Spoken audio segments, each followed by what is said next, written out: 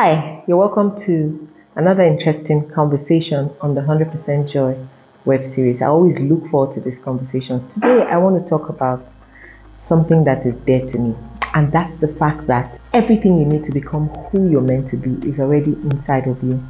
This was a revelation I had maybe like 8 years ago when I wrote my first book. I have been writing for a very long time.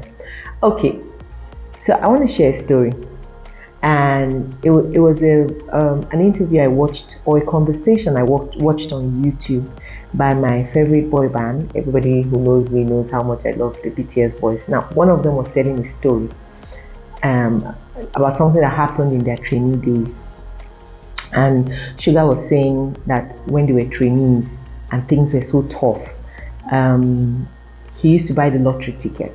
And every time he would buy the lottery ticket, hoping to win, that huge lottery win, he would be so expectant and all that. So he'll take the ticket and he's reading the numbers, and when he gets to the last two, sometimes the numbers don't correlate with the one he has, and then he'll be so disappointed, and then he'll go to buy another one again, and all that. And I found it funny, they were all laughing because they were having this conversation at the time that they had made it, they had attained success, huge success as artists or as idols, so I was thinking about it when I was listening to the conversation. It just struck me that all the while he was playing the lottery, everything he needed to be successful was already inside of him. He was already training. He was already a trainee with big hits. He was already training. They were already learning how to, dance and perform. He was already writing songs, producing. He was already singing, performing. They just hadn't, gotten to a point where, they hadn't got to a point of success yet, so to say, or they hadn't started making money, yet. But they were on the right path, So it just shows that your gift is your way. But you need to harness those gifts. You need to develop them. You need to work on them with so much dedication, resilience, consistency, for you to be able to get them to a point where they begin to make way for you. When we come back, let's look at the connection between your gift and your success in life. Don't go away. I'll be right back. Welcome back. Now, what are the things you need to do to get your gift to work for you? And how do you even know that this is the gift that I have? First of all, for you to know that this is your gift, you'll find out that it's something that comes easily to you to do. Other people might find it difficult, but for you, it's a walk in the park. I was having a conversation with a friend a few days ago, and she said something about writing. And she said she never understood how tough writing was until she started trying to do it. But I make it look so easy. Now, I make it look so easy because writing is a gift that I have. It's an innate gift. I started writing since I was 8. So for some reason, whatever it is I'm meant to do in my life, it starts to both writing and speaking. The first time I stood on a podium and gave a public speech, I was, I think, about 6. I recited some long, write-up that was put together for me at an Independence Day celebration. I will never forget, at the public square in the city I was living in, and I was one who represented my school. After the march passed, I did that talk, and funny enough, it was played on radio in the city. So it's something I've been doing from when I was, from time. My mom used to tell me how I used to stand on tables and I love to perform and sing and dance, and these are the things I've always been passionate, about. So this has been me. That's how you know what your gift is. It's something that is a part of you. It comes so easy to you to do it. It's your happy place. Anytime you're doing it, you're happy because this is what you do best. Sometimes people tell me, they don't know how it comes easy to me to make, these videos that I'm talking, and it feels like it's just flowing out of me. It's not, it's not scripted. I'm not cramming it and then pouring it back. And I said, well, I just decide what I want to talk about, lay it out, and then I just sit down and I just talk, because for me, I'm having a conversation. So it comes easy to me because it's a gift. So that's how you know what your gift is. It will come easy to you. Now, when you find out what it is, first thing you should do is develop it. It's going to be in its raw state. And most times when your gift is in the raw state, sometimes people even see it and sometimes they insult you.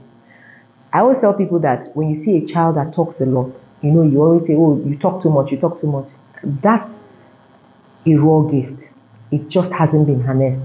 If you look at it, most of the, most successful politicians, comedians, maybe orators, compares, anything that has to do with talking, you'll find out that maybe as children, people told them that they talked too much. I was told as a child that I talked too much. But that was a gift that was still in its raw state. Sometimes you see some kids, oh, he's too restless, too full of energy. It is a gift, it is just in its raw state. You see a child who is drawing everywhere, he's painting on your wall, it is a gift, it just needs to be harnessed. So you must develop your gift, and it has to do with harnessing it, work on it, use it all the time. The more you use it, the more you begin to know, what to do with it. And when you now begin to use your gift, think of developing it as a skill. So for instance, you have a voice, you like to talk. Now, what skill can you develop from talking? You can be a public speaker. You can be a radio presenter or a TV presenter. You can be a compere or an MC. You can be a voiceover artist. You can be a musician. There's so many things you can do with your voice that you can add value and be paid for it.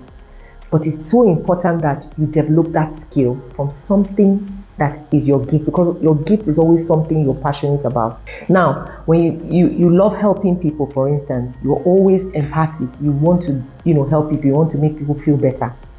You might decide to develop a skill, go to school, become a doctor, become a nurse, become a counselor, become a therapist, become a healer. It depends. You decide to channel that gift into a skill.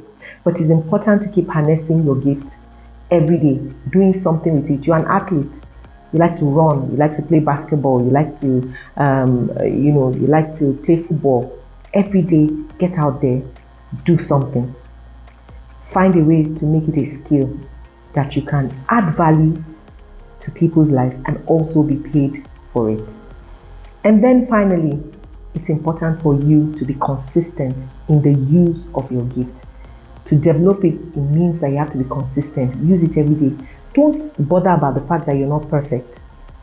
When I started doing these lives, they weren't perfect. Sometimes I feel sorry for my producer because I have to go over it over and over again. Unlike now that sometimes I can, talk for it. I'm not perfect yet. My producer is still going through a lot. My producer today is my son. And I know he's going through a lot. But at the end of the day, I know that it's getting better every time I do it. Why? Because I'm staying in the place of my gift and I am consistently doing something with it every day. Now, what consistency does is it gives birth to mastery eventually.